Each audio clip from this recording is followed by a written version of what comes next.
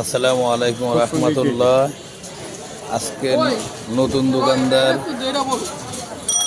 নতুন ফল। ফলটার কি নাম সেটা আমি জানি না, তবে কে কি নামে চিনেন কমেন্টে একটু জানাবেন। ফলটার কি নাম, কে কি জানেন একটু ফলটার নাম জানাবেন কমেন্টে। দোকানদার বলতেছে এটা নাকি কাঠবাদাম। সঠিক উত্তরটা আপনারা একটু কমেন্টে জানাবেন।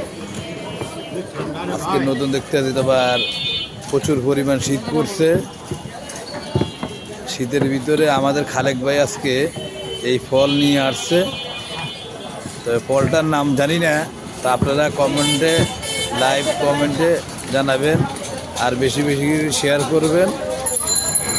সবাইকে ধন্যবাদ। আসসালামু আলাইকুম।